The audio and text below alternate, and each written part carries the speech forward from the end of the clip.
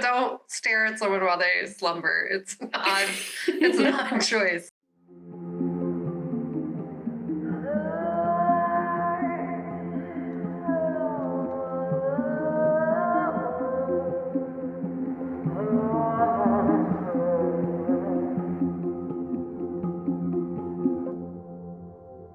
Hi, I'm Kat. And I'm Gabe. And we're the Ghouls next door. Talking about spooky stuff.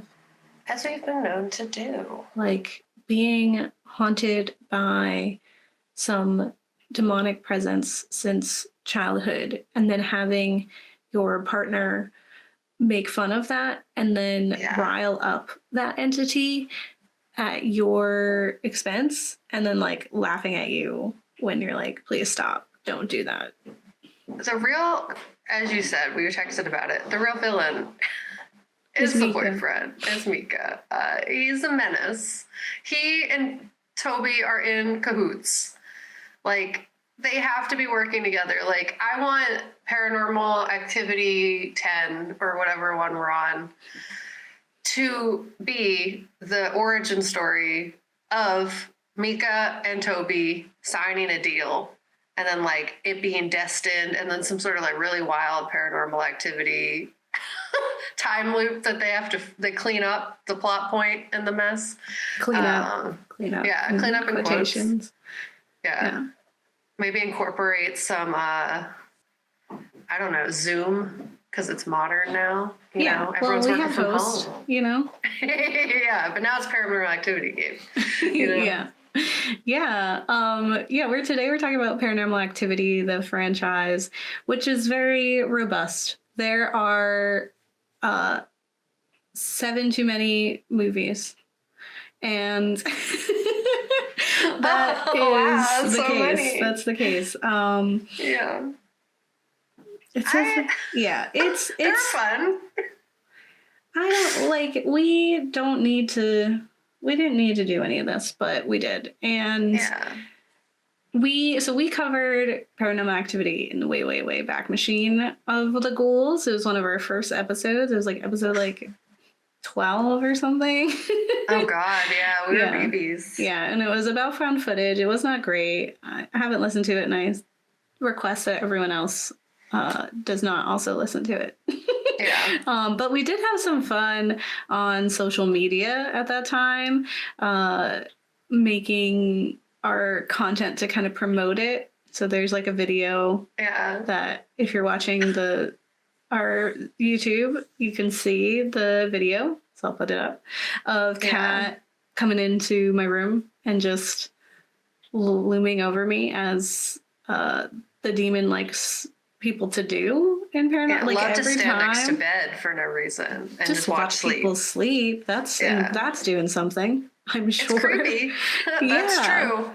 Loves an audience. Twilight tried to make it cute. It's not cute. It's super weird. Yeah. Don't stare at someone while they slumber. It's not a choice. But we recorded videos, and we also did a bunch of really just wacky things. I still have a picture that we burned to look like the picture in the attic. I need to find it, but I still own it. And then also we had the video where you were showing me, we staged our own Paranormal Activity where you're like, Kat, look at this. And we're like, yeah, you're like, it's nothing. Super cheesy and dumb. It's so good. It's so good. In our very gloomy apartment that we were in. But when windows. When we were talking about that episode, I will say what a good part of it is we were talking about found footage, which is one of my favorite sub genres of horror, which I've said a million times. I think I talk about Ghost Watch, which was one of those original the BBC. It was a British television news program that was doing a Halloween special, and then they staged a whole haunted thing that no one knew about. I think we talked about Orson Welles and War of the Worlds. The history of just punkin.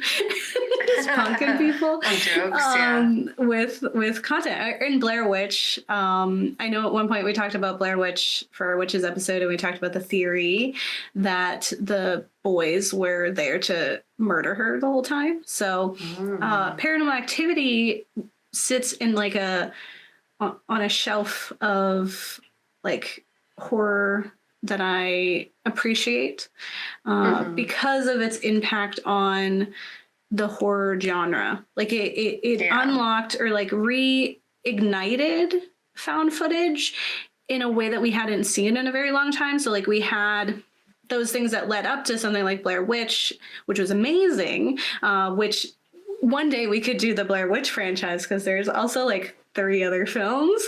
Oh. Blair Witch 2 is absurd. I've seen the one. I don't know it stops being found footage, I think, is the big thing. Oh, it's not found footage after the first one. Or at least the second one wasn't. And this one was like, it just reignited it. I watched it, the first one, in theaters. It was one of those where the trailer didn't show anything from the film. It only showed audience reactions. I remember those making the rounds, yeah. Yeah, it only showed people like, in like the theater and the popcorn, you know? And I had to sign a petition because I lived in a really tiny, small town. I had to sign a petition and get all my friends to sign a petition to get it to come to our theater because like, it wasn't airing anywhere. And so I remember going to see it. And on top of that, we had like a big group who were going to watch it. And not all of us could go in because of its rating. So some folks were under 18 or whatever. So it like they weren't allowed to come in. So like they had to go watch a different movie.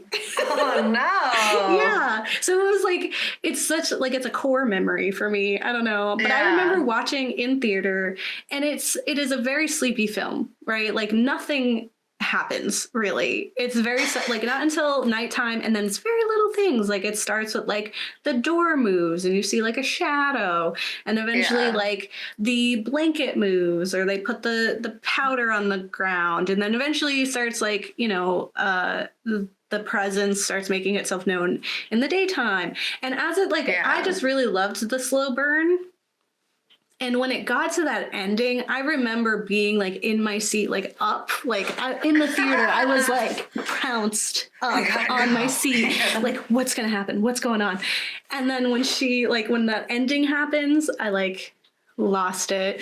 I was like, this is amazing. This is the best film. And it was a film that once it came out on like DVD, I got it from Netflix.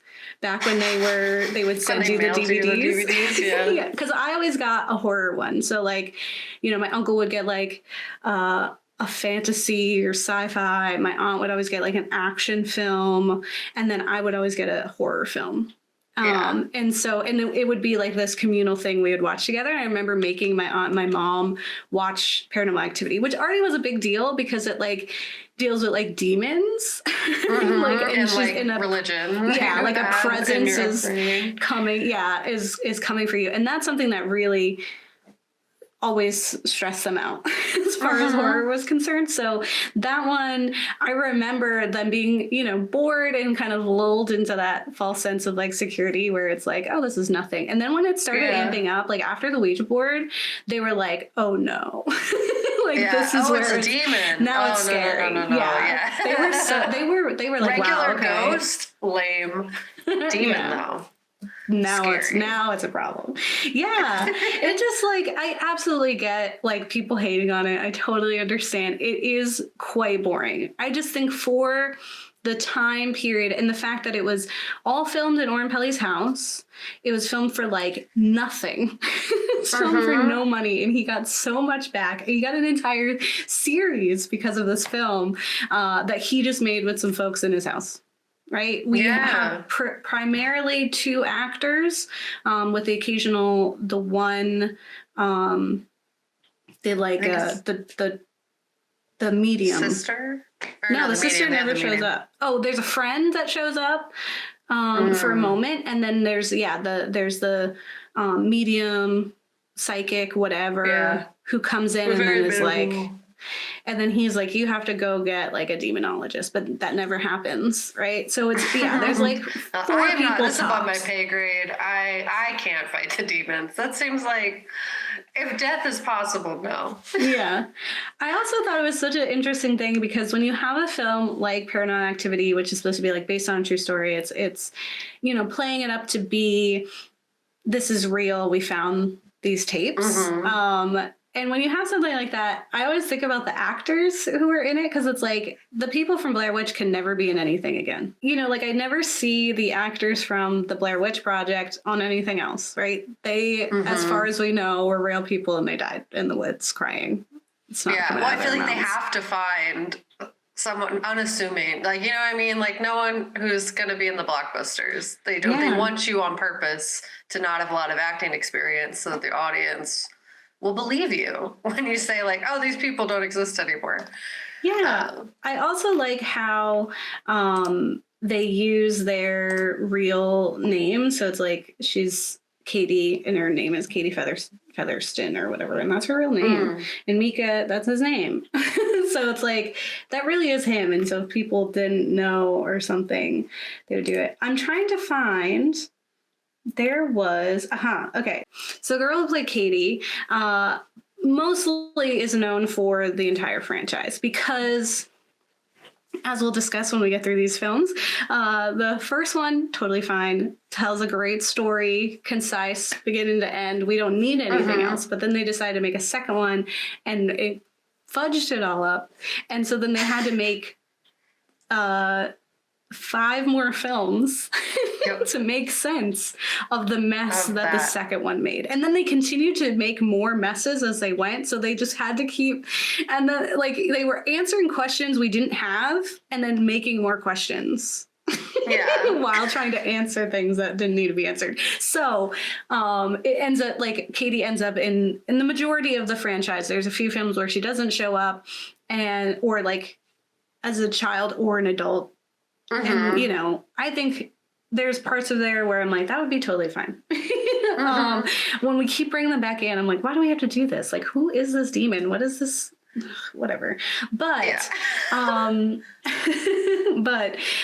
she was in a show that only had 1 season, though I thought it was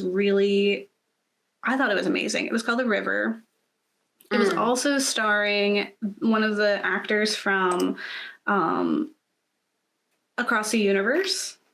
Okay. And it was like this, like, it was also found footage, I believe. And they were like in the Amazon and they're on a river and they're trying to explore things. And there was one part where there's like a tree that had all these doll heads on it. And it was like, they were messing with stuff they shouldn't be messing with. And I was like, she's great for this role, but I recognize her immediately. And, you know, it's like, you already, like at that point in her career, we knew she wasn't really a demon getting out on camera. You know, but it was still for me like, look at her doing it. Of course, the show did get canceled, but anyone wants to unearth the river and find it for me. I enjoyed it from what I remember. So there. What about you, Kat? What was your experience watching the first Paranormal Activity? I'm trying to remember when I first watched it. Like, it's unfortunately not a core memory, and that like I can't not recall. I had a friend who in like middle and high school I watched horror movies with a lot. And I want to say my first instance of watching it was probably with them. But I have no recollection whatsoever. I only remember watching it the first time we did for when we did the first version of this episode. And I think it holds up. I think it's still very scary. And it's like, I actually didn't like hate the other ones. Like the plot obviously made no sense. Yeah. But I think I actually was able to turn off my brain a little bit and not media analysis it. And that made it a lot easier to just be like, yeah, it's wacky. What's this demon doing? That's so crazy. Why would they do that? I don't know. I wasn't like invested enough to have a strong opinion in terms of being mad about it. Like, I don't think I'd be like on an internet forum mad. Yeah. Yeah. But I think like, nobody is. No one's talking about it. It's really upsetting. More people should talk about it. Yeah, we need just like the red string and like to connect all the dots and then have somebody explain it, because there's definitely a lot of stuff that they introduced and then left off, and then it's like they kind of just expect the audience to just be like, okay, cool, I love that. And I did, so it was successful with me, but I definitely can understand like other people would be like, I don't know, what were you doing, friend? But I agree, they definitely didn't need to keep bringing this like Katie and Christy, what's the sister that they introduced in the second? Chrissy. Yeah, and they kept making that the center of the plot point, which like the thing that was definitely more interesting was the demon, or like demons in general. The fact demons exist, like why does it just have like all of the movies? Like we like marked ones a little bit more, just because they brought back what was scary about the first one, and that it actually felt more like found footage, and also you didn't have like this one family that this demon is obsessed with. Like you still get that towards the end, but you have more of a just like, this is scary and it's happening to somebody else.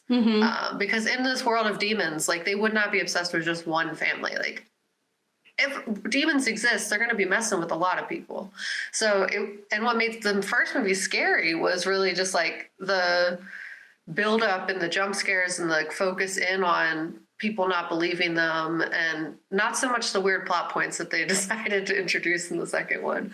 So I feel like, yeah, it's like the first one and then marked ones. And then the rest of them were just silly but fun, but maybe didn't need to exist.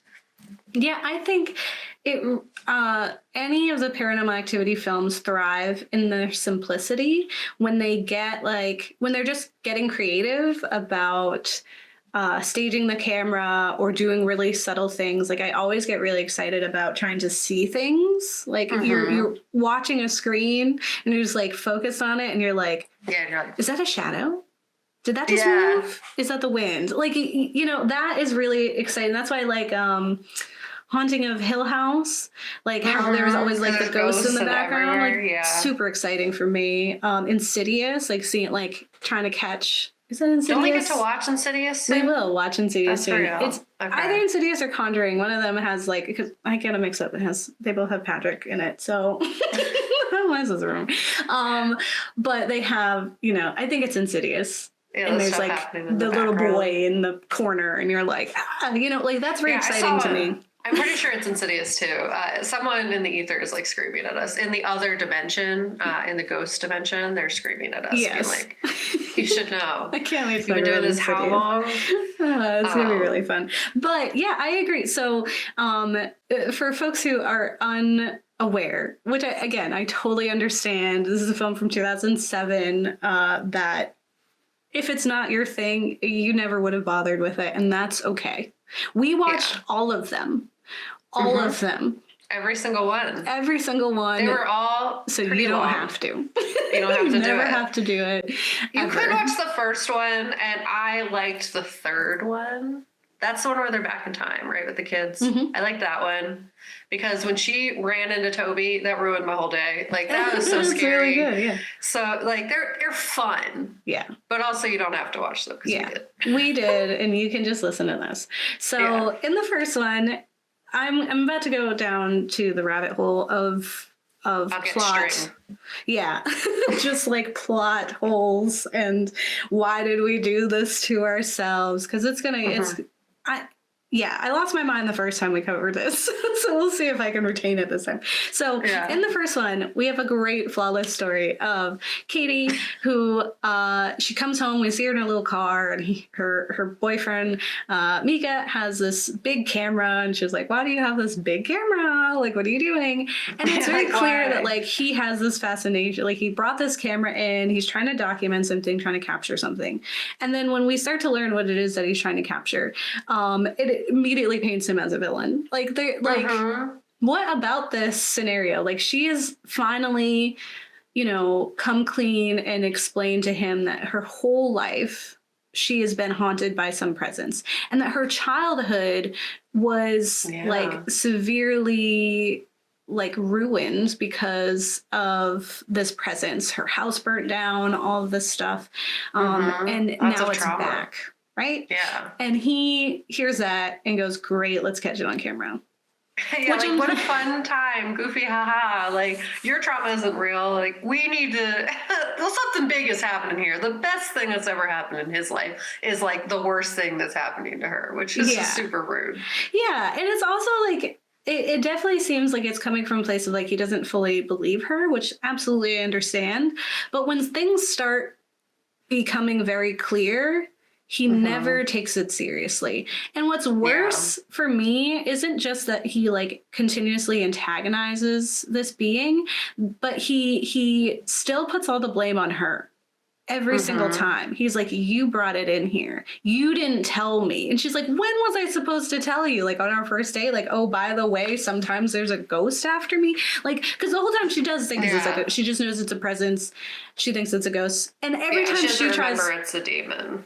Yeah, and every time she tries to get help in certain ways, he sabotages her, or he like really pushes for her not to do it, and instead continuously does things to rile up this presence, which again is why, as Kat mentioned, I have this theory that I really do think that Mika is working for this demon, because it doesn't make any sense. Like his reaction, like in our rewatch, his reaction every time she mentions like trying to contact the demonologist, he like gets really rude about it. And there's no reason for it. Like he's like offended and like aggressive about like, no, like we're not doing, like that's the last resort. It's like, okay, but you're gonna bring a Ouija board into the house to talk to the demon, but I can't bring a person whose literal job is to know about them. There's like honestly, like there's like this mimicking that we get from like Toby being inherently misogynistic and gross, and Mika being inherently misogynistic and gross, because multiple times he's like, you're my girlfriend, no one's gonna do that to my girlfriend, you're mine, so you have to do what I want to do, even though like she has no, like she's literally being victimized by this demon. It was like horrifying and taunting her and like making her life horrible. And then he's like, you have no control to fix that. That's my job. You're mine. You're my possession. Just like Toby thinks that Katie is his possession. So they're the same and they're both gross. Yeah. And also it's like, I'm taking your trauma and I'm like, I'm getting something out of it. Like I'm getting something out of like continuously traumatizing you. And that's like, there's so much wrong with that. And there's actually, so a few years after Paranormal Activity, there is a film called Paranormal Entity that came out. That's almost verbatim the same film. It has like the powder on the floor. The demons, but the demon is revealed to be an incubus. And it's a family, so it's like a brother and sister. So the sister is being plagued by this. And that dynamic it's very fuzzy because I have not seen it since it came out in like 2010 or something. But I just remember it feeling a little different. Like I sympathized with her a lot more, and the ending was significantly more horrifying. It's one of those ones that like is forever ingrained in my brain. That like I could hear, I could hear the scream, and I can see just like the moment that ending. That like if that happened in something like Paranormal Activity that was like blown up, I think we would have had an entirely different series, like franchise, come from it if it had that ending, or there's an alternate ending where Katie like slits her throat. Right? Like, okay, that sounds like a demon would do that. And we would have had a different story. We would have absolutely had a different story, because what can you do with that? We wouldn't have had this like weird family lore for 7 movies. Exactly. Yep. So in it, Katie tells Mika, hey, there's a presence that follows me. And he wants to record it. And he sets up this nice camera. And generally, like what I really enjoy about the first one and what I was appreciating about the marked ones from later is that we spend a lot of time very mundane with these people, and we learn about them. Like, there's like, this is not a very long film. And like I said, not a lot happens, but we learn like what, like Katie's in school. We learn that she like makes jewelry, and she has this friend who makes jewelry with her. She got her little car. Like, we know Mika's obsessed with technology. They have this ridiculous house in California. Right? Like, there are these little things that I really just appreciated. Their like getting a glimpse into their life that felt really authentic. that we kind of get. And like in the second one, we definitely get it. The third one, I couldn't tell you anything really about their dynamics. It's actually very confusing. The fourth one, snooze. That family does not know each other and does not care. The marked ones is the fifth one? Or is that the fifth one is the dimension. Ghost dimension, yeah, and then marked ones. No, it is marked ones and then the ghost dimension. Ghost dimension's after. Ghost dimension, also super confused about who that is. And then next of kin, whatever. So, so in Paranormal Activity, she finds out. But the thing is, like, as they're recording, and like we said, it's a slow burn, so it starts with little things. There's like a shadow and like a blanket moves. Katie will get up and just stare at Mika at the end of the bed. Yeah. For reasons. First, it's pretty chill. And you just get like these very light hints of ghost. But then the camera specifically seems to give them more power. I don't know. It seems like a theme. Every single time they introduce a camera, the demon gets stronger. Yeah. I think it's also giving it attention is the specifics of it. Because Katie, on several occasions, will mention not to give it attention, which is why it's like, why did this happen? Why did you do that? Why does everyone keep making these choices? Who keeps giving the men cameras? Yeah. It's always men every single time, except for the fourth one. The fourth one is not. But so giving it attention seems to get it excited, and now it wants to like tell you about it's like what it could do. So we see like they put powder on the floor, and they see little three-toed kind of footprints. Because he's a demon, he doesn't have 5. Yeah, it leads to the attic, and they find a picture of Katie when she was younger, school age, and it's burnt because it's supposed to have been lost in the fire of the house that she mentioned. So we get specific lore, right? And this is where it's important to understand. So the story that we're told is Katie tells this to the medium who comes to check out the vibes. And he's like, your vibes are off. Somebody else got to deal with these. These are bad vibes, and they're not ghosts. And that's not my deal. So I don't deal with demon vibes. These are bad demon vibes. No, I'm not qualified. So she tells him when she was younger, her and her sister used to feel like a presence in their room, but that it specifically sought her out. And that it was always at the foot of her bed, and that always made her uncomfortable. And then it built up, it pent up until the house burned down, and luckily everyone got out safe. Those are all very important lore that we learned from Katie. I wasn't in this movie, Gabe. There are no demons haunting me. Katie. Her name could be Kat. From Katie, and it's in it. We're like, yeah, that makes sense. That's totally fine. I believe it. I believe that's real. There are some really cool when they come back from it's one of the times when they start doing things in the daytime, and he's like walking around the different rooms, and the TV turned on in one of the rooms, and then he's like, she's freaking out, and she's like in the hallway, and she's like, it's here, like I can feel it. And then you see like a brush, because she's like, it's breathing on me, and you see like a brush of her hair, like and that I was like, that's amazing. Like subtle things like that were so perfect. Mika brings in a Ouija board, which the demon and Katie are both mad about. Katie storms out, and all of her arguments are so valid. Like, honestly, she should have just said, like, you clearly don't give a fuck about me. And this action has proven that.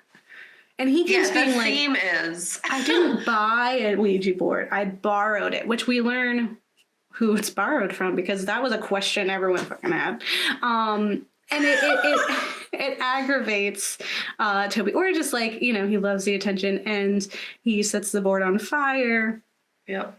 We never learn what it said. Not that I think that really matters. And then it kind of erupts into this thing where the last night, or before the last night, Katie gets dragged out, and she's just like gone, and he like has to go get her, and eventually he does, and she has like a bite. This is important.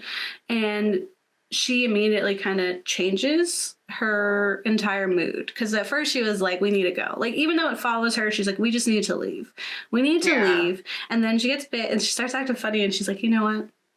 We're fine.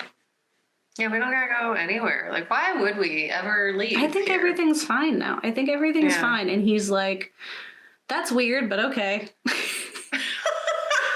Yeah. Like, clearly something is up, and he never asks for help. It's such a man.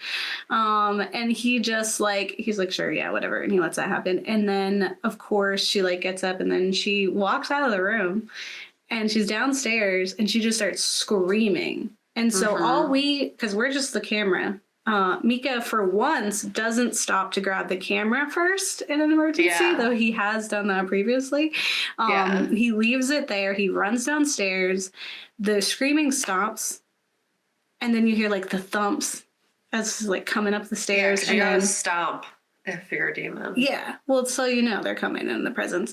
And then Mika gets thrown at the camera, and then Katie comes in. She's all like bloody and she weird. got a bloody tank top similar to this. Yeah. Except hers is like a little lower down. Yeah. I just had a bloody tank top ready, so I just wore this You one. need to when you're in the Ghouls. Yeah. And then she like crawls on the floor and she like smells him. And then she like comes to the camera. Make sure he's dead by smelling him. She comes to the camera and she smiles at the camera. And then we get the text. It's like, oh, they left. We don't like Mika's body was found on this date and Katie was never discovered again. And it's like, ooh, spooky, where is she? What's she doing? Yeah, like, what's she doing? Oh, no. The demon got her. Where'd they go? Yeah, right? And that's great. That's perfect. And that's where it should have ended. And instead, we get a second one, which features Chrissy, Katie's sister. We do get to see Katie. It takes place, spoilers, before the first one. So that's an interesting situation that happens. And so it's before, and Chrissy comes home with a newborn baby, a boy. Yeah. And she's married to a man who had a daughter from a previous relationship, who is a little older. She's like a teenager. They have a ginormous house. I don't know what anyone does. He's in like security or something. He has a huge camera. The reason they have cameras all over their house is because there was a break-in. And I'm not sure if I rewrote this in my brain, but I feel like the break-in, the only things that were missing were the VHS tapes. Yeah, I believe it was the tapes and like just something very minuscule, like very minor. Like she was like, I have jewelry. They didn't take the jewelry. They didn't take TVs, nothing. Yeah, because like Katie comes and delivers the tapes. Like that's something that happens at the beginning. And yeah, I think they just take the tapes and they're gone now. And for whatever reason, they took them. And for whatever reason, they were there. Yeah. So we learn about Katie. She has a son. And so because they were broken into, they set up all these cameras, which I thought was really fun. Yeah, that's a good reason. I think they're great. And then we also get like a camera in like the kids' room. They could have played more with the baby monitor. Again, that's something that not Insidious. And is it Insidious? There's a horror movie where somebody has a baby monitor in there. And that's part of the scare. Yeah. And I want to say it's Insidious, but it's not because that kid was bigger. But it's the same actress. Yeah. She's there. She's in my head. She's in a lot of horror movies too. She's really good at it. Anyway, so similar to the last film, things start slowly happening. So there's this one thing where there's like, they have this pool cleaner and every night it ends up back outside of the pool, even though no one took it out. And the dad like always just throws it back in. He just assumes that someone had taken it out. Yeah. You know, they have a live-in like nanny, cleaning person who is Latina, and she immediately is like, the vibes are off. the vibes are off. We need to cleanse this place. I got some sage, man.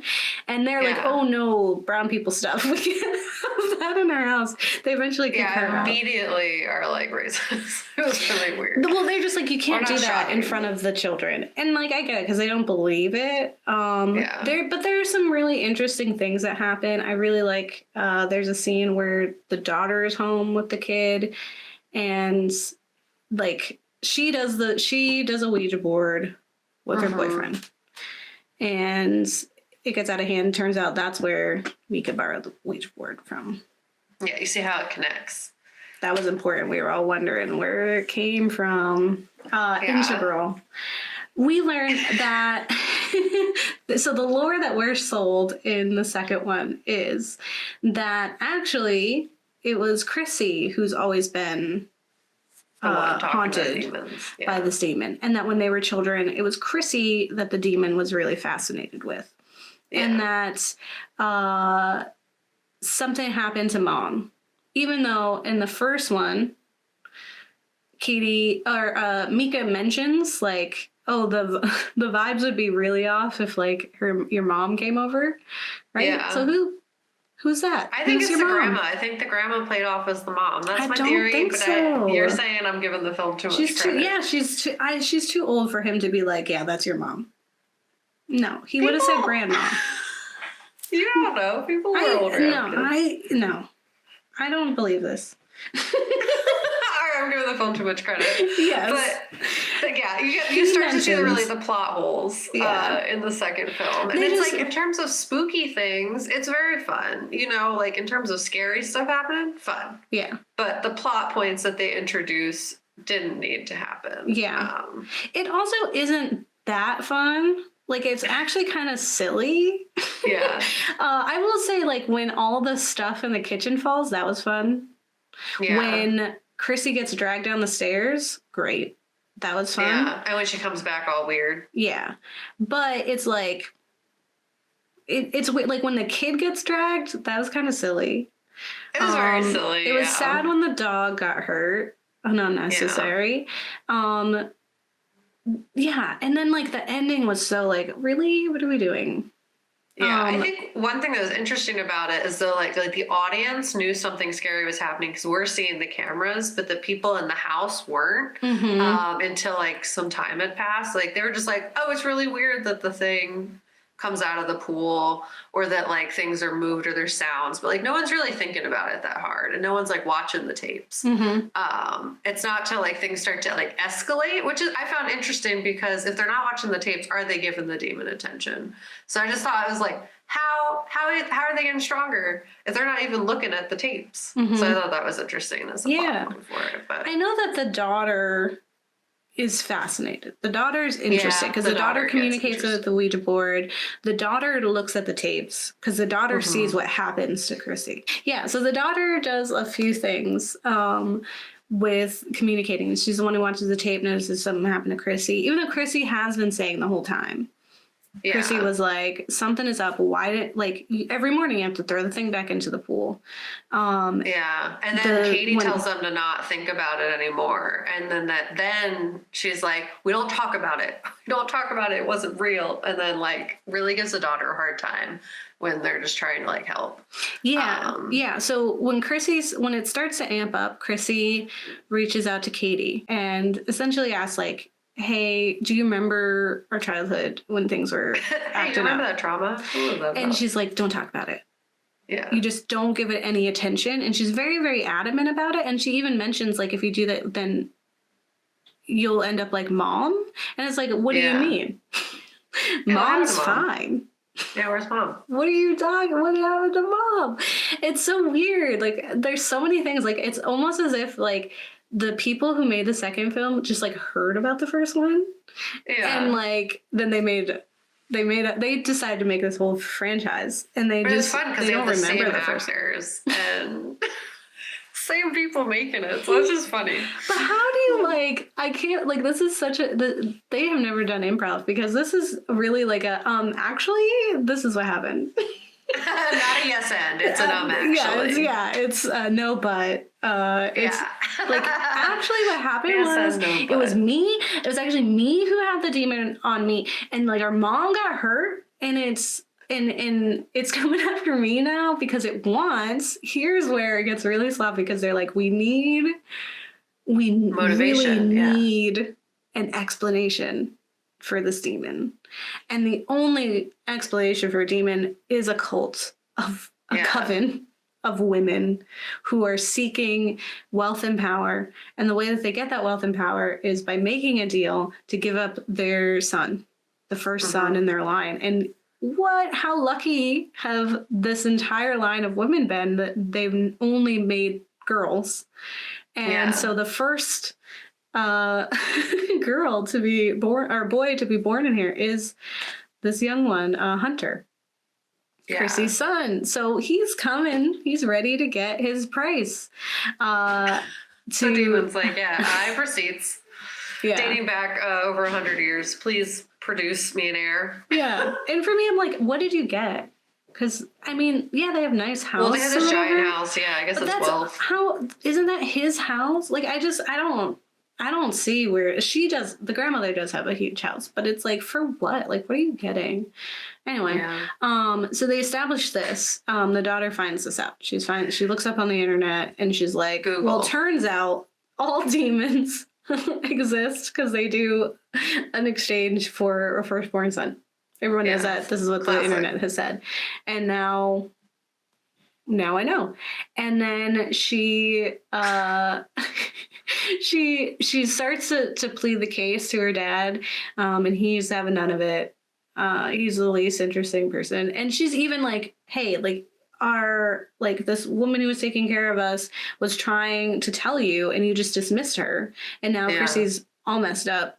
And they somehow, so they invite her back. She tries to cleanse the house. She's like, no, the vibes are super wrong now. Yeah, now they're like irredeemable. They were bad before, now they're gone. And somehow this lady knows that the only way to get rid of the spirit is to pass it on to somebody else. And you can only pass it on to a blood relative. Yeah. And he says something like, Katie's the only blood relative left, but that's not true. Yeah, they could have given it to the grandma. It's like really weird that they would go that way with it. And it's also like, one thing that's like rude about it is that Christy doesn't know that they did that. They're just like, we're going to save her and we're never going to tell her that this happened. So like when everything's normal and you get like what happens at the end, like that wasn't even her fault because like she would not have done that. That's her sister. She cared about her sister. She would not put demons towards her sister if she could help it. But like they made that choice and were like, it's fine, we'll live with it. And they don't. They die. They die with it. But that's also the question too, is like, where did they get this information from? Because if the whole thing was that there's a deal for this firstborn son, then why would transferring it even sound like that makes sense? Because they don't want this. They don't want Chrissy. They don't want Katie. Yeah, they want the kid. They want Hunter. So now they're gonna go get Hunter because they want Hunter. They don't care how they get it. Yeah, it just ain't mathin'. And that's the whole thing, is like there's idiots. It doesn't make any sense, and I don't know why they introduced this sloppiness that we didn't need. But because of that, now we have like this alternate history of what their childhood was. After they pass it on by burning the picture, so it didn't burn in the fire, even though it was lost since then. It doesn't make any sense because they don't even burn the picture completely. They just burn it a little bit. It's so weird. It's so silly. Also, like in the third movie, there's no fire. Yes. Yeah. So the end of the second film, which again is a prequel, we learn they pass it on to Katie, and then later Katie is saying like, "Oh, some weird stuff's going on," and she's like, "Mika's excited about it. He's like gonna film it," and it's so weird. It's such a weird reaction for her to have in the same film where she was like adamant and aggressive to Chrissy to not do anything. Yeah, like not talk about it, not film it, not give it attention. Like an hour ago in this film, like that she you should were have like, known. It was not good character development because like the whole setup was made that Katie was so adamantly against it, and then to just like immediately go back on that didn't make sense. Yeah, as plot. Yeah, exactly. So then we have, so then Katie, we learn what happens to Katie if you watch the first one. And then she ends up, so when she left the house after murdering Mika, she ended up at her sister's house and she just like snaps dad's neck, she kills everybody. Well, except for the daughter. The daughter was out at a friend's house conveniently. And she kills Chrissy and she takes Hunter and she disappears. And then we get a screen shot that says these two have been missing for forever. And we're like, okay, cool. Then the third one is another prequel, which is like a prequel. And prequel to the prequel. yeah, we go back in time to when Chrissy and Katie were growing up. And this is where we learn like what happened. It's super like when you have a film that's in the past like that, it's hard to keep things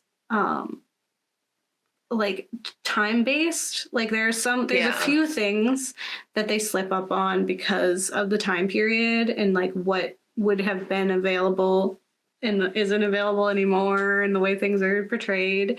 But we learned the fact checker didn't succeed. Yeah, there's a lot of like M&Ms. You said that's yeah.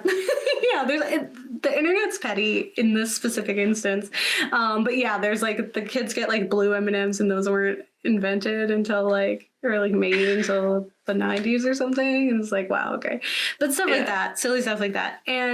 But we learn essentially the story confirming what we heard from the second one, which is like Toby, we learn, is the name of this demon. Never in my life. I heard of a demon named Toby, but sure. It's really silly, yeah. Oh, so funny. And he's her imaginary friend, Chris's imaginary friend. And at first they're fine. We learn that their very hot and young mom, has this boyfriend who's not their dad because they refer to him as his first name.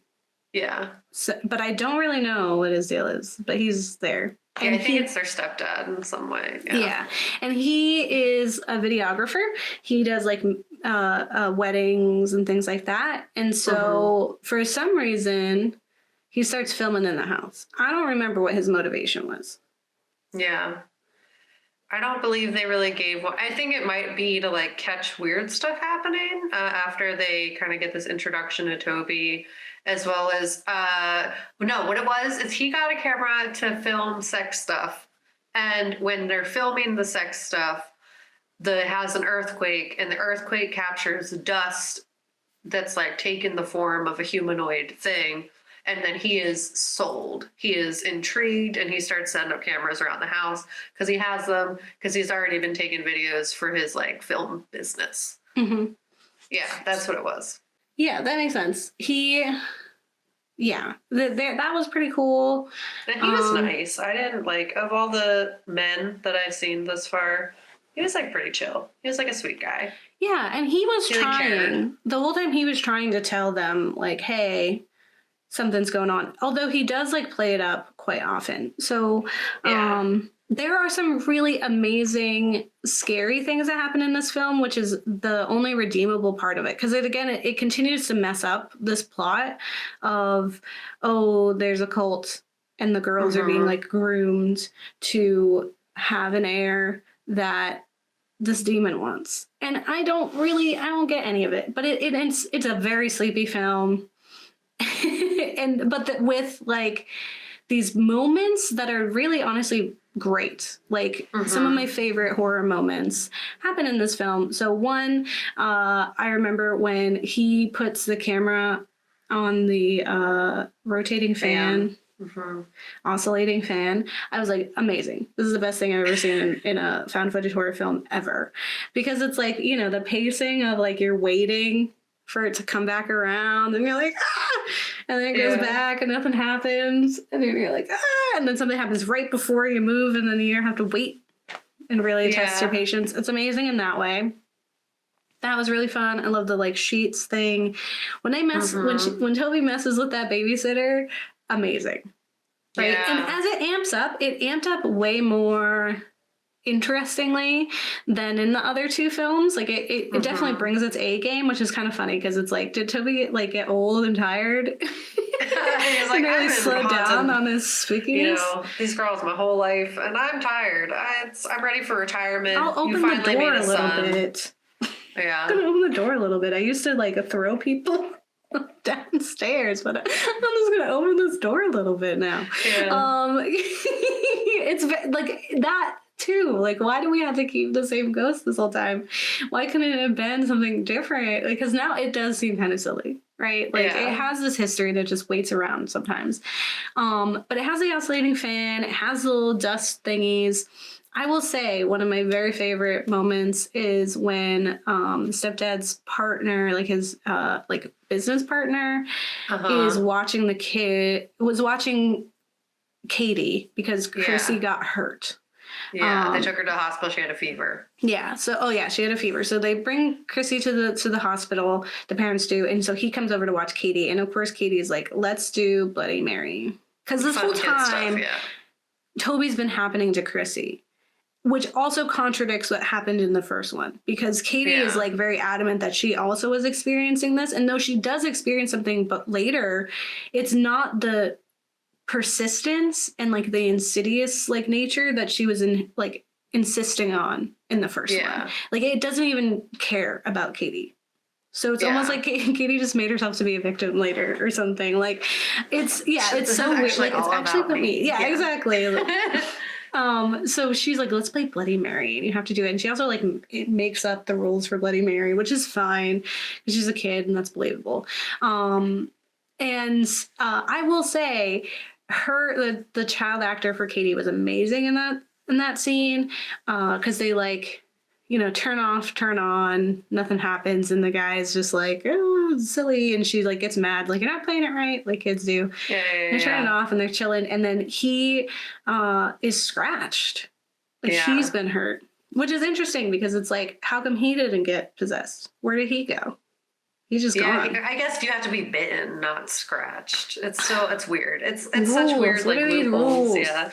So, but what I really love is like the scenes where he's like, he opens the bathroom door and you see like the shadow go by and it throws stuff and it's like the shaking, and he's like, his panic is so real.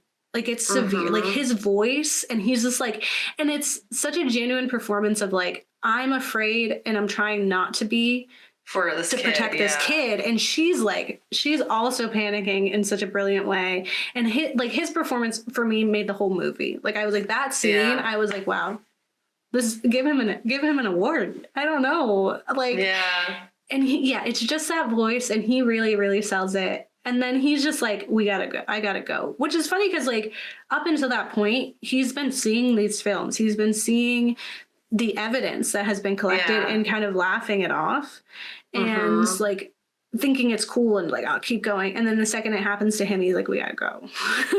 But he never says like, you need to get your kids out of here. He never said, like, he protected that kid and he just leaves it. He just goes. He's just like, I can't, for my health, I can't be here anymore. But like you and your kids, you'll figure it out. Good luck, friend.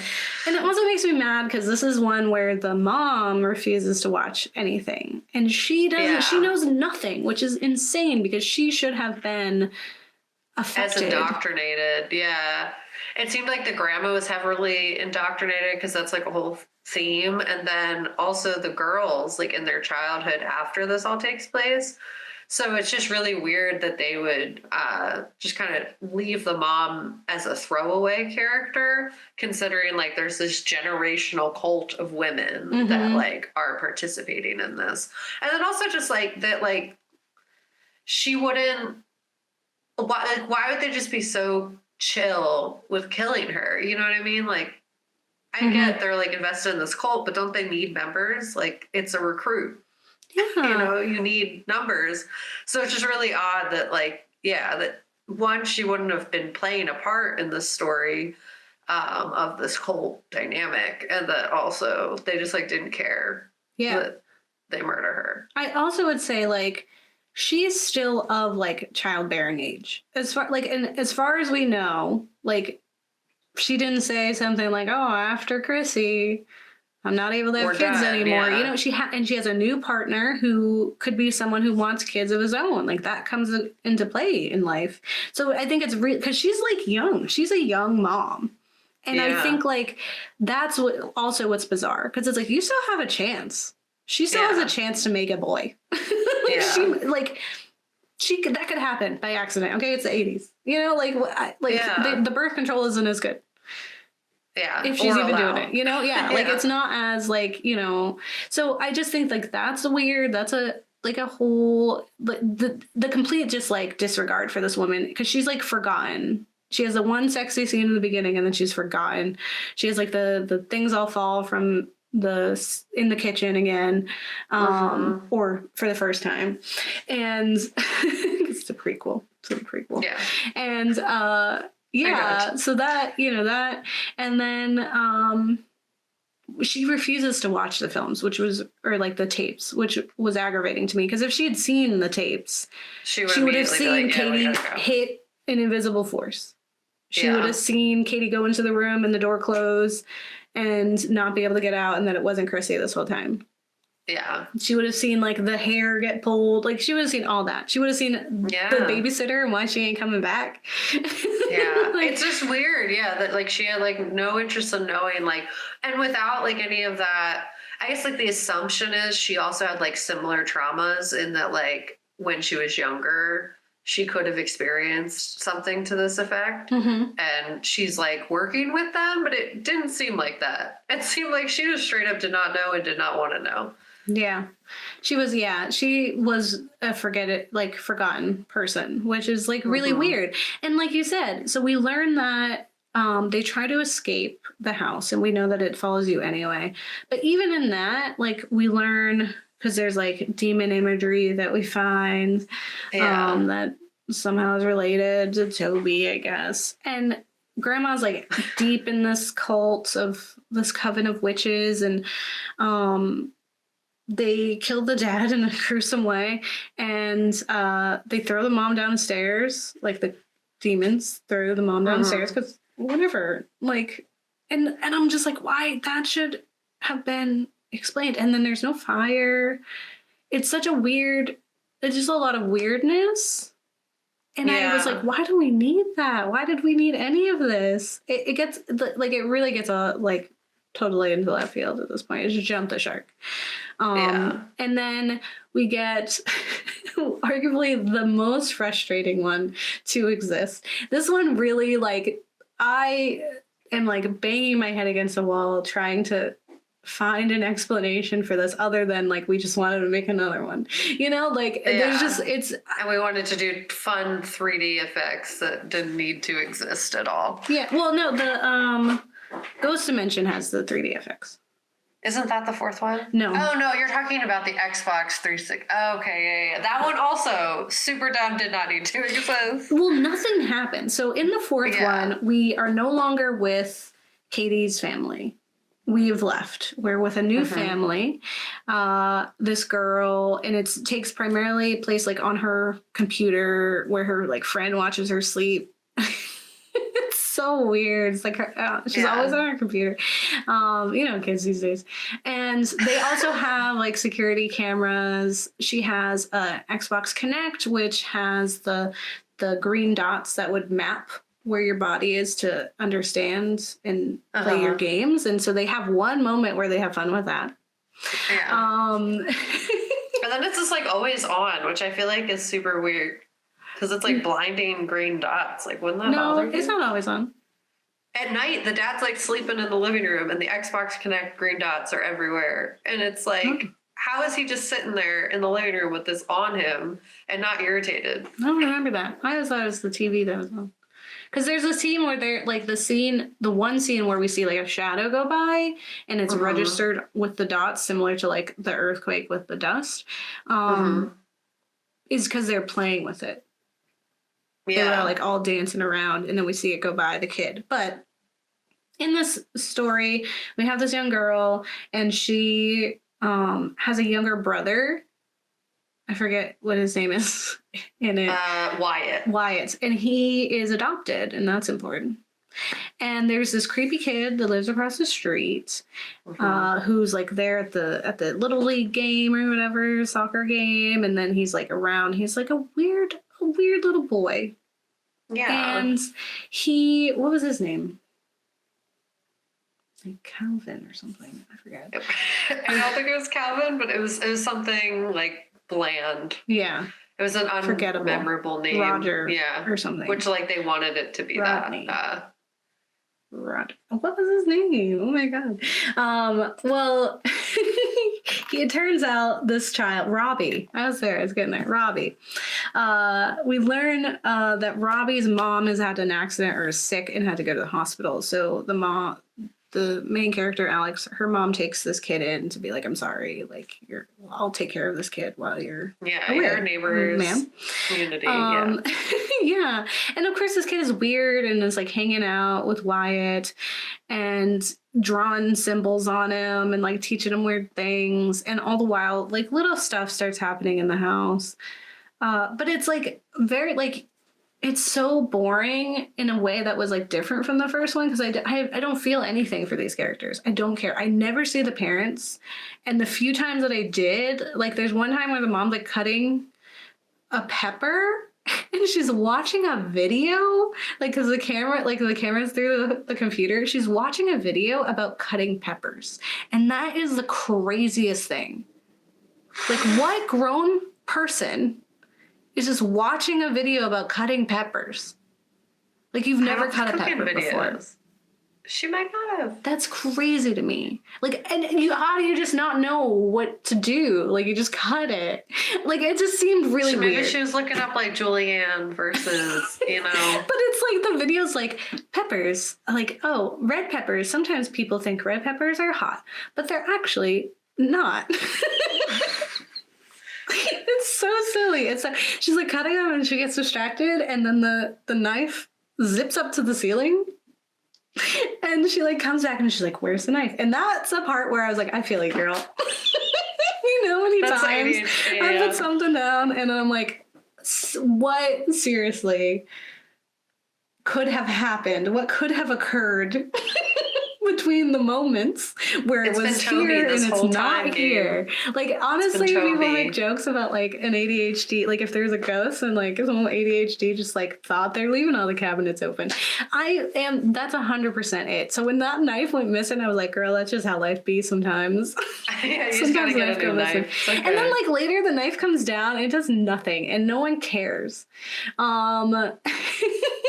But what really is frustrating about this one is the reveal. So what we learn is like Wyatt is actually Hunter, who was Chrissy's son, that Katie had murdered her entire family to get this child, to then lose the child, acquire a different child, to then get back to the kid so that she can get Hunter back. And this is just bonkers to me, because it's like, okay, maybe you need him to be older. Why do we kill the family if we needed him to be older, right? They weren't doing anything. Second, you have a whole coven of witches. You could have taken care of him. It's bonkers that he just like, how did you lose him? How did you lose a whole kid? And how did you acquire the strange kid to then get him? And then we forget about the kid. The kid is gone forever. Robbie just vanishes. And it's also like, if that is Katie's like actual son, then why do they need Wyatt or Hunter still? Like, why do they need him? Now you have a new son, and this son seems really down to be demon friend. He is just about it. Where like Hunter's like so devastated by this. Like, he did not want to go to do demon time. It's weird. I also don't like the dynamic that's like, you shouldn't trust the weird kid, because like weird kids need friends, and like half the reason weird kids are so sad is because everyone just like ostracizes them. And this is like, if you're scared of anything, I don't like that they like demonize this child. It's not his fault. He's weird. Like, this isn't his fault. This is his life. And he gets no like happy ending or like vindication. And it's like, also it's like, how rude, to this kid. And I just think it's like another instance of media just kind of like making it so that like you're not going to trust the weird kid. And the kid was a little different. And I was a weird kid. I pretended to be Donnie from Wild Thornberries for a whole year. You gotta be nice to us. Because we'll be sad otherwise. And it's like, I can tell that they thought they were like, they really had some like gotcha moments. Because like a dumb movie, when they revealed that Katie was Robbie's mom, right? Like, so she goes over to the house and Katie's fine. And she's like, oh, hey. And we're like, oh my God, that's Katie. You remember her? And so you think you're led to believe that Robbie is actually Hunter. And then is revealed, like, Wyatt is out there telling people he writes Hunter on like a board. And they're like, who's that? And he's like, that's me. Yeah. It's like, but why? And they never explain. They never explain who Robbie is. It's so sloppy in that way. And so there are theories, like Kat was alluding to, is that there's theories that Katie had been pregnant when Mika died, when she did the murder, and that in having Robbie during that process, clearly she's not cool. Although she's like, especially in that, she seems fine. She seems like she could totally pretend to be cool.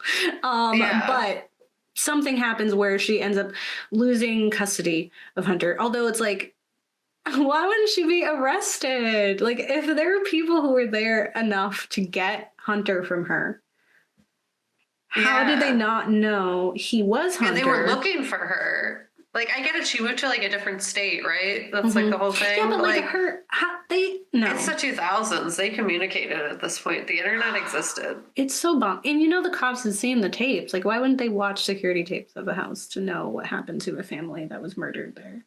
Yeah. Come on. You know, we know that Katie got the kid. Anyway, so, and that's the other thing that people suggest is maybe that they're like, oh, she gave him up so that they wouldn't find her. And it's like, she could just go somewhere else, first of all. Second of all, she has another kid. They would just think he easily thought was Hunter, because that's like the whole thing. It was a literal tiny baby. Like, you could not. It doesn't make any sense. It's so infuriating. Look that different. It's so silly. It's very silly.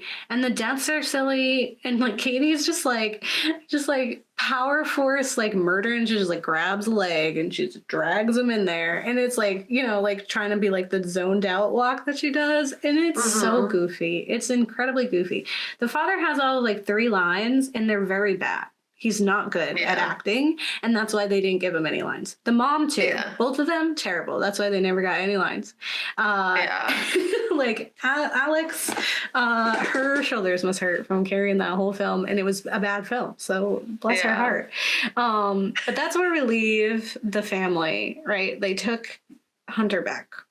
And she ends up at the house, at Katie's house, and Katie's like, full force running at her and she's got like demon face because like I guess that's what she's like now, and there's all the witches be meeting there, like, so she like Alex like jumps out a window or gets pushed out a window, and when she's in the backyard there's just like hundreds swarm of coven witches, which is like, where do they all come from? Who are these people? Why are any Why they make Robbie do this when all of them exist? Like, clearly they have a network. You know, the pyramid just take the kid. Is in full.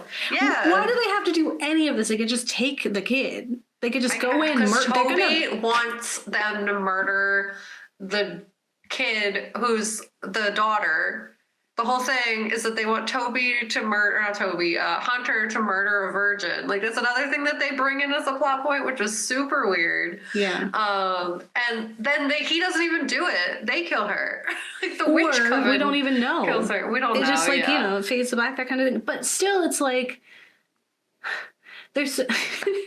They didn't need to do a lot of it. Like, I guess, like, Toby just likes murder, but they didn't need to murder the family. They didn't need to murder the boyfriend. Like, none of these people were doing anything to really stand in their way, except for the sister. Yeah. All the other people, like, were just so uninvolved.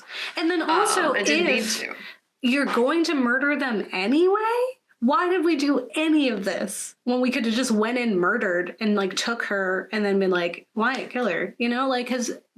Does he need to have had, like, an emotional attachment to a virgin to then murder her and then it's evil? Like, I promise you, murdering just is evil. That's it. Yeah, it was... None of it needed to happen, because exactly, like, they didn't even need to put him up for adoption. They didn't even need to set up this whole plot. If they're just going to take him back, and, like, if they're going to, as you said, if they're going to murder them anyway, why waste the hour that was this movie and just murder them right away? They've been living next door. You know what I mean? Robbie didn't need to do any work, and he shouldn't have had to. Yeah. You know he wasn't getting paid. You know? Yeah. So yeah, it's a weird, it doesn't need to exist. That was from 2012.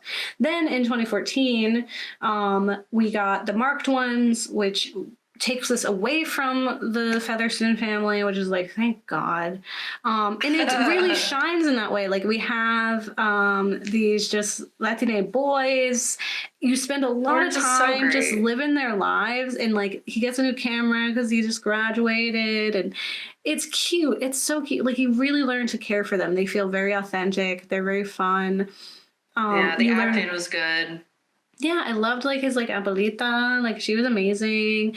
Everyone was amazing. Like even like the the gangsters or whatever were like chill. It was like we understand, we respect, right? And it's like you still, I really bought into like these are young boys, they're coming into their own, they're having fun, and then things just happen. And so like there's a bruja downstairs in their complex who is like shady things. They call her bruja all the time, which is a witch in Latina culture, and she ends up dead, and it's tied to, for some reason, the valedictorian. Which I guess, like, if he was a valedictorian, so that's a status symbol that he might have acquired by doing witchcraft with her, right? Which is, it sucks, because then that just disqualifies any hard work that he did. But could be what it was, right? So he like did witchcraft with this lady. She ends up dying for reasons. There's also like when they peep in on her, she has like a naked woman in their house, and they're painting stuff on each other. So and then later they do find pictures of her with the grandma, and I'm like, you tell me this bruja and like that's in it, like LA or whatever, has some connections to this like Karen. Like those are like this Wiccan. These are two different religions. Like it doesn't make any sense. And I don't see where this woman who lives in this like complex is getting anything from being a witch, from being in this coven the way that grandma was. Because grandma had whatever she wanted, right? Like she had a huge house. She had like everything. Like, what are you getting, lady? You're doing all this work. Like, it doesn't make any sense. But the kids get involved, and then like, you know, we start to see we don't really see a lot of spooky things, but things start happening to the kids. They start communicating. They use the Simon Says thing. I thought that was very cute. Like cute. It's it's not a Ouija board. It's a different way to communicate. Yeah, because they would not have a Ouija board. Even still, when the Simon Says starts talking to them, the grandma's like, no. Yeah, we're turning this we're off. Done. Absolutely not. We did it. It's over. Like, we're moving on. And that I felt was very genuine. The kid starts getting powers. That was weird. And then we learn that like the bruja had all these pictures in her house, like in the basement. It's weird that she had like an underground area. She has all these pictures of like firstborns, and she has pictures of him, and the pictures of the grandma. They got pictures of Katie. They got pictures of the sister from the second one. They connect to the sister from the second one, and she's like, yeah, there was a demon. They wanted Hunter because he was the first son. I really don't mind talking about it. It's pretty chill. And then I'll leave. Whatever. I'll just go. Like, he didn't really do anything. He gets weird. He's like possessed. He does have a bite from a dream, and then it gets really weird. Like it kind of spiraled out at the end when they were trying to stop him, and then he like ended up in that time vortex. Like they like try to exorcise him with an egg. And then he like zapped out of existence and then came back, and he was like, and I was like, what is happening? Time travel. We're making it all come back, right? Yeah, and then Jesse's like running. Is it Jesse or Hector's running? Jesse and Hector, yeah. Hector's running in the basement, and he runs into the two girls, and like, listen, if I was in a basement somewhere and there was two little white girls just behind a clear sheet thing, like I would also be looking at the other way. Because it's like either this is like they're possessed or haunted ghosts. Two, they're kidnapped, and I'm in the place. And I'm a brown person in the kidnap place where these girls are. I'm gonna be the criminal, right? Like there are a multitude of reasons why we need to evacuate the premise right now. So he's like running, and he ends up back in time to the first one where we see what happens, because everyone was wondering what like you know what's really good is when you really play on like suspense, and like you build on what we can't see in a film, and then you just show us what we didn't see. later. And then make it dumb. 5 movies later. It's like when they show the big bad. Like, I always feel that in movies where they're like, there's something scary happening and then you never see it. Mm-hmm. I always get really mad when they show me like this like really goofy looking monster that I didn't need to see. I was already scared, but now I'm like, yeah, stupid. Yeah, that's how I feel about most Dean Koontz like supernatural books, because he's really good at suspense and like really playing it up where you're like, you feel dread, you feel terror. Yeah. You're like, oh my God, what is it? And then he's like, it's the Blob. You're like, get the fuck out, Dean. What, are you fucking kidding me right now? I did not just read 800 pages for you to tell me that it's the Blob that has lived since prehistoric times and is in the sewers. I'm not doing this. I didn't know the answer, yeah. And still a great book if you just ignore the ending. Anyway, that's exactly what it is. So he somehow time travels, because of course, and he ends up in the past, which is the first film. So is this a prequel or no? It's a sequel, because he was in the future from the first movie. Yeah. So he ends up back in there, and what happened was Katie's downstairs and she's just screaming, and he's like trying to talk to her, and then Mika comes down and he's like, "Who's this man in my house? Who's this brown man in my house?"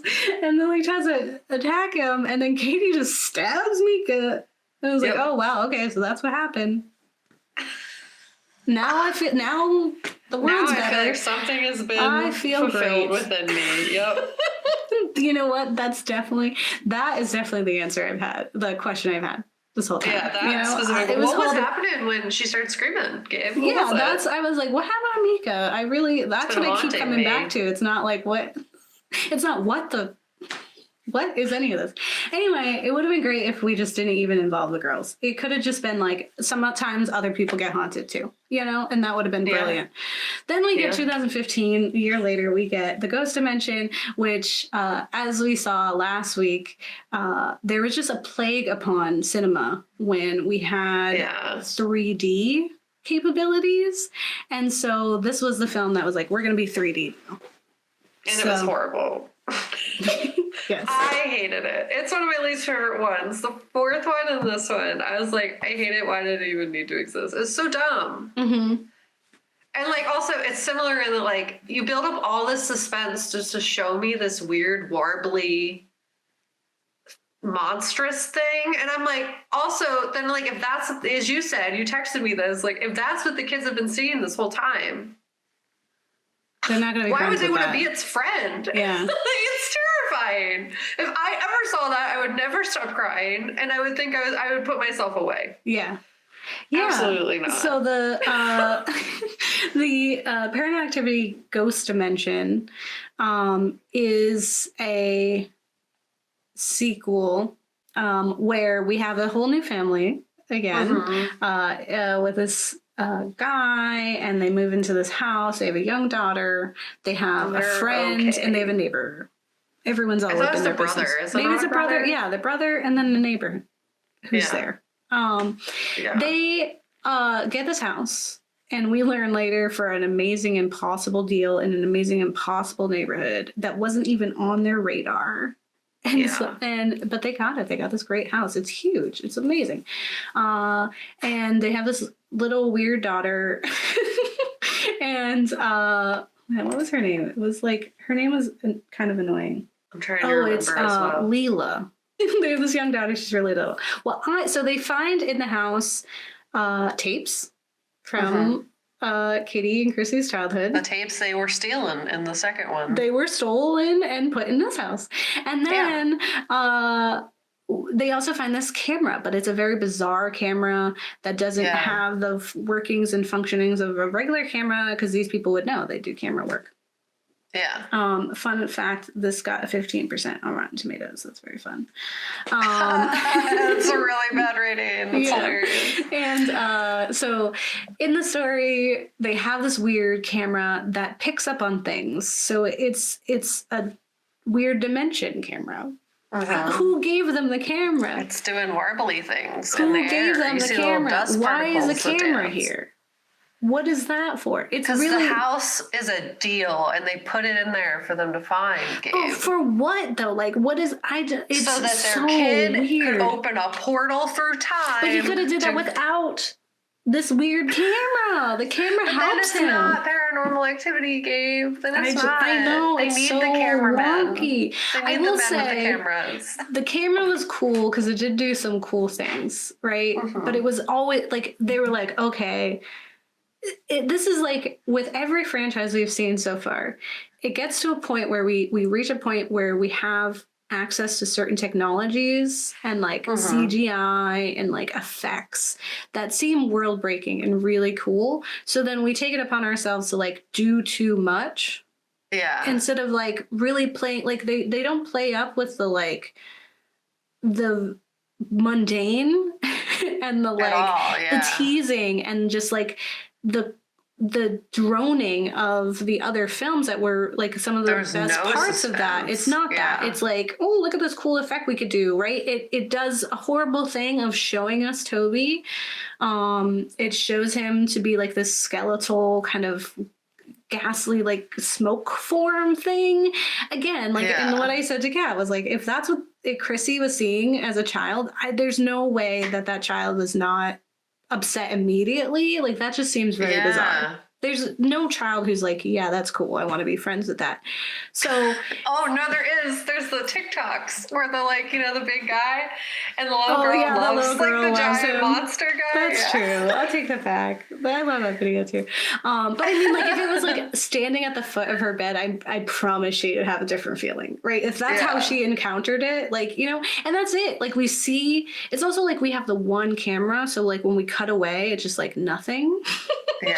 And it's like, I would have rather had those cameras where there's nothing, because then you come back and it's like, ugh, he's just standing there. Like, love watching people sleep. And like, the kid was not a great actor for like as opposed to the other ones. Like Chrissy and Katie were pretty decent actors. Robbie was a great actor. I thought he was really good at being weird. Wyatt, forgettable. Alex, honestly forgettable. But I'd say like I did like the teen in the second one. She was my favorite character in there. But yeah, it's like it's so weird. I will say the only good part is so it tries to establish by looking at these tapes that I guess we didn't have access to in the third film. We find out what happens after the third film. So it's kind of it's both a sequel and a prequel. Because we learn that after the mom was killed, the kids are brought back to their house and the grandma is indoctrinating them into the coven. But there's this man who's like grooming them. And I was like, I thought this was like a woman coven. That's all we've ever seen were women. And now all of a sudden there's this creepy man like trying to teach these kids psychic powers. And it's like, why do they need psychic powers? And why is that something we forgot? And then we like, I don't understand, like it's such a blank for me how they got from being kids who learn these powers to like nothing to being adults and not knowing anything or doing anything. They're so nothing. Like it's so disconnected. It's so bizarre. So what we learn is they were groomed to like have these psychic powers because they had to open up this portal to connect to a kid in the future for reasons. Because she was born the same day that Hunter was born, and then her and Hunter somehow help Toby get a human form. Yeah. Why? I don't know. They never explain. But right? Toby got a human form in marked ones, right? Is that true? Am I making that up? No, that's in this one. That up. Yeah, it's in this one. He walks away off the camera. He's like glowing green skin. But it's like I don't like understand the long con of this. Like that doesn't add up. So it's like they learn through the tapes that these girls are being groomed. I think the only cool thing that I remember about that film is when the dad is holding Leela and they're watching the old films and Leela sneezes and Katie's like, bless you. When they reference things that are happening in person. Like, that was kind of cool. That part was fun, yeah. But that's like the only one that was good, because there's other where she like references like Leela's room, or she references like there's two guys watching us or whatever. Yeah. And it's just like, but why? And it's like weird. Like, there's a weird. The girl who plays Alice in The Magicians is the neighbor, and she's like looking at the pool, and he's like, something's in the pool, and then this like black goop shoots at her, and it's just like, I don't understand. It was just like, look at the pool, like, and also like, why are these children chosen? Like, actually, like, why does this matter? Like, this is a random family. Like, this isn't even like the Featherstones that they've decided are so important for whatever reason. Like, and it's just like, what's happening that you need these specific kids? Mm-hmm. And why was Hector from the last one like a full, like, he was like 18, 19 years old, and Jesse, 18, 19, was the one who was getting like possessed, and they had pictures of him from a baby. So like, he had some purpose, like they needed something from him. So why was that happening to him at such a late age, but they need Hunter Wyatt and Leela at this young age? Why did they need Katie and Chrissy at such a young age? None of that makes any sense. Like, it's the motivations aren't motivating.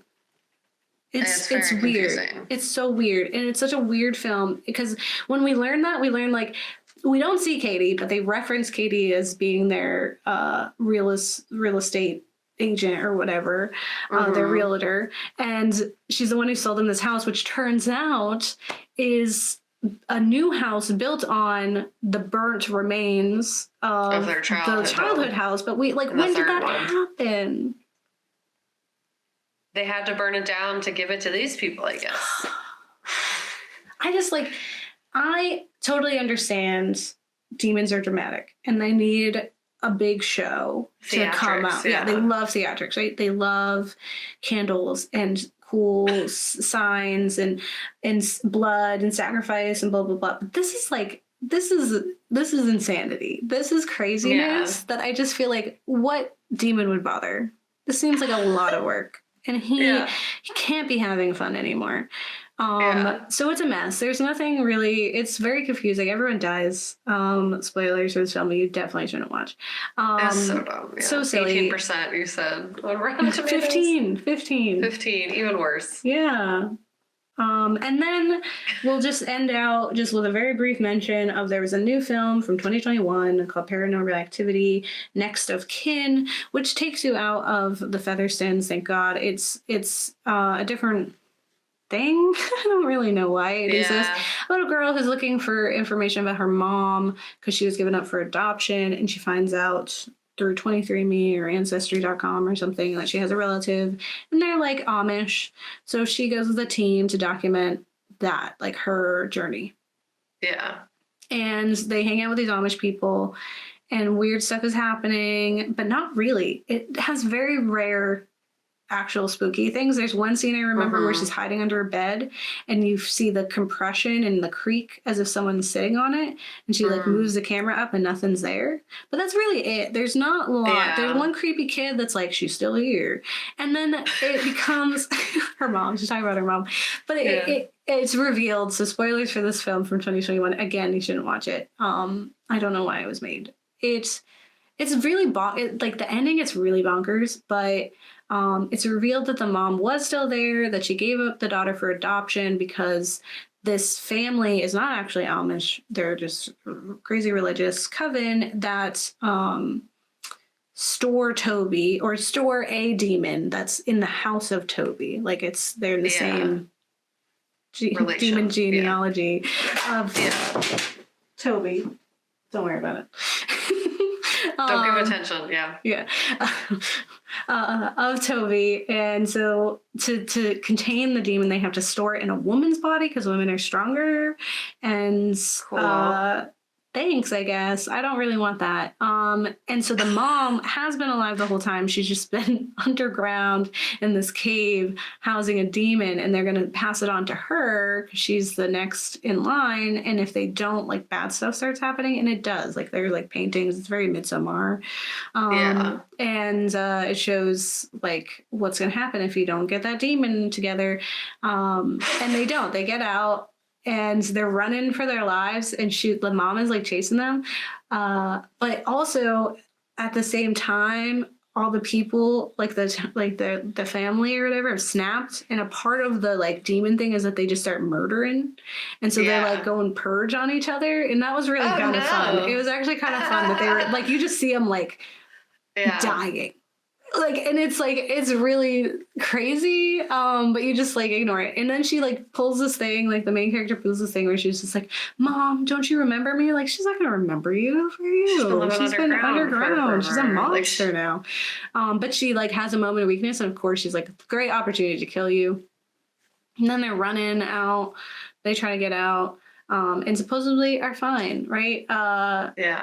But or are they? Because the whole thing was like, if the demon is in a man, like, then it does whatever it wants. And so at the end, it ends up in one of the characters, and it's a dude, and so he's out there killing people. Which is like fine, I guess. It's really funny when they learn that they're not Amish. It's like, it's really silly. But there's nothing was spooky except for like the one guy they were hanging out with, because he always said really inappropriate things, and it was like, you need to leave. He was so weird, and I was like, why did we have him? Like, what is this?